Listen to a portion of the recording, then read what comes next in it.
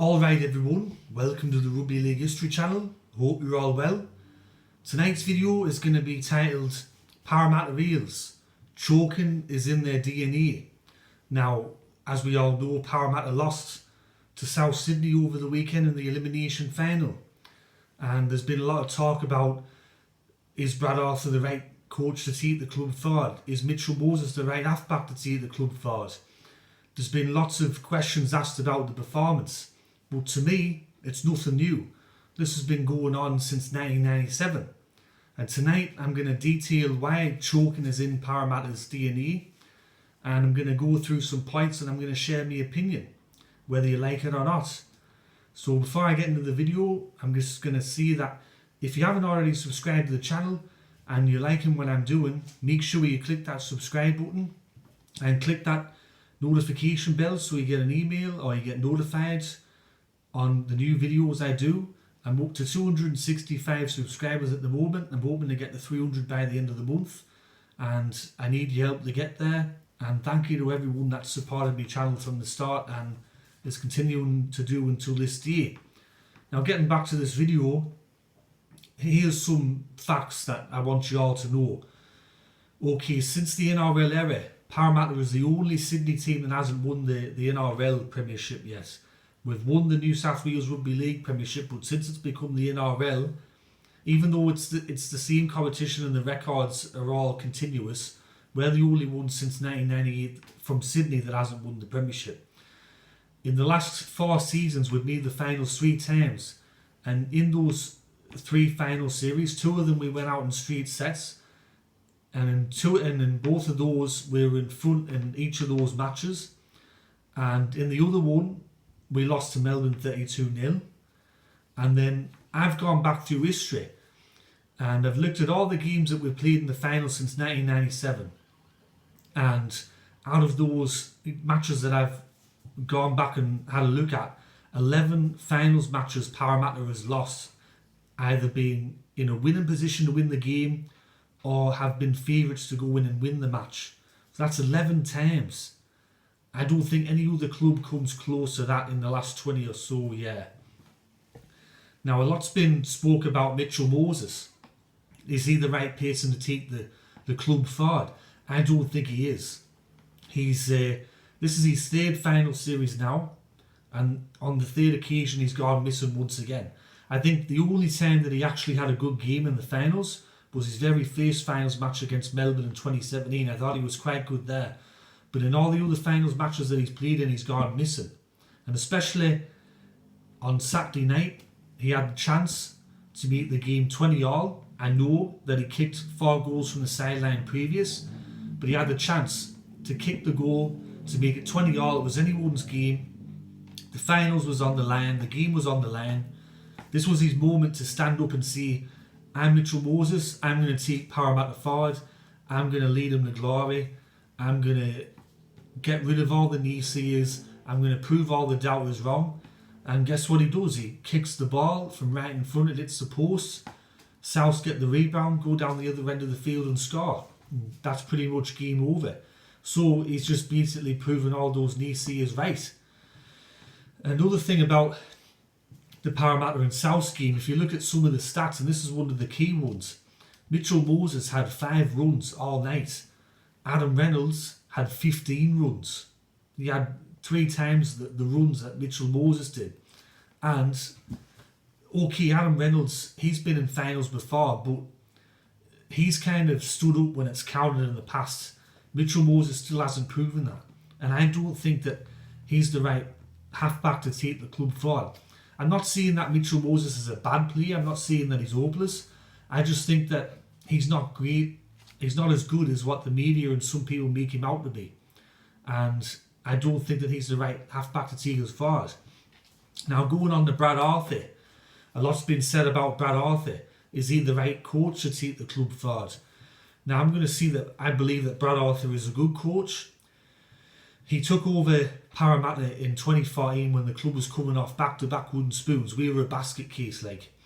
And in his first year, he nearly took us to the finals. We're in the top 8 the whole year, and then at the end of the year, the players let him down, lost those 2 matches, and we missed the finals. And then in 2016 we had the salary cap scandal, and he handled himself brilliantly through that. And if it wasn't for the points deduction, Parramatta would have made the finals easy. We were third on the table at the time of the points deduction.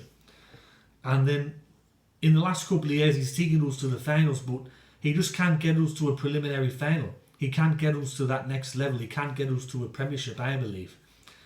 Next year, do I think that Parramatta can meet the finals under Arthur? Yes, but I think if we meet the finals again, it's going to be the same thing over again. We're going to get knocked out in the first or second week. And if you look at some other coaches in history, like if you look at Peter Louis for an example, he was the coach of North Sydney for about 7 years there. He got the club to 4 preliminary finals, but he could never get them to a grand final. And at the end of his tenure in 1999, he turned around and said, I just can't, I've tried everything. I've done everything I possibly can as coach to get this club to a grand final. I can't do it. And he ended up stepping down. And then if you look at Warren Ryan, he took Bellarmine to 2 grand finals in a row. He couldn't get them a premiership. He turned them into a competitive side. We all know that, but he didn't get them to a premiership. And at the end of 1990, he turned around and said, I've squeezed the lemon as hard as I can. I can't get any more out of that lemon. And I think Brad Arthur's getting to that point as well. He's squeezing that lemon, or he's doing his best to try to get the best out of the players. And he's just not getting to the next level, I believe. Now, the thing about Parramatta, I think that our premiership drought will continue. And I think it will continue until we get the right group of players, we get a bunch of winners, we get a decent halfback, and we get a coach similar to a Wayne Bennett, Craig Bellamy, Trent Robertson style of a coach that knows what it takes to win and won't take anything else than the best. And if you look at some of the other clubs, I'm going to give you 2 examples. Cronulla, for years and years, the club got close to winning the premiership, and then they were the furthest thing away from winning the premiership. But in 2016, they got the right group of players finally. They got players that weren't overawed by the occasion, and they got the right coach. They got a real hardliner like Shane Flanagan in there, and he took them to that 2016 premiership. And then if you look at South, they were an underperforming club for many years. Michael Maguire come in there, another hardliner, another coach that doesn't take anything less than 100%. They got the right group of players, they got the right mentality in there, and then they won that premiership. And then to use another non-rugby league example is Richmond. I go for Richmond in the AFL. When I started following Richmond in 2008, they had very similar traits to Parramatta. Both underperforming clubs, both massive fan bases. They had a lot of things at their disposal, and they just weren't doing things. Richmond hadn't won a premiership since 1980. They hadn't made a grand final since 1982. And then the right group of players come in. So you had Dustin Martin, you had Alex Rance, you had Trent Cotchin, and then you had a real hardline coach like Damien Albert come in. And in the last couple of years, we've won 2 premierships, and now we're into another preliminary final, maybe going for another premiership. And if you compare that to the 1980s Parramatta team, Parramatta were an underperforming club for a very long time. It took them 29 years to get to the first grand final. They got close to winning the premiership but couldn't quite get there. And then in the 1980s, they got that special group of players, albeit some of them are once in a lifetime players. They got a really good coach in Jack Gibson who knew what it took to win, and he took them to that next level, 3 premierships in a row. And they're regarded as one of the best premiership sides of all time. Now, yeah, I think going forward, the team, I think with some of the players are mentally weak. And this is something that's plagued the club since 1997. I think the club's been weighed down by what's happened in the 1980s. And I think that we need to get people in there that are not really bothered by that they're mentally strong. And we need to sign winners. We need winners in our team. And I think that's something that we just don't really have at the moment. Now, another thing I want to see is that I get called not a real fan a lot. either on Facebook or whatever social media platform. And all I gotta say to those people is fuck off, because I'm a real fan. Just because you're critical of your team doesn't make you less of a fan than someone else.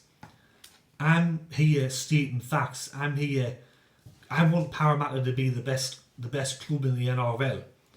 And at the moment, with our fan base, half the fan base are realists, and the other half, they're happy with whatever shape the club dishes up. After the loss on Saturday, you had a lot of fans saying, "Oh, we're proud of the team, and what an effort and what a great season." But to me, it's another failure. Next year is going to be 35 years since we won a premiership. All the other clubs and their fans are laughing at us, choking again.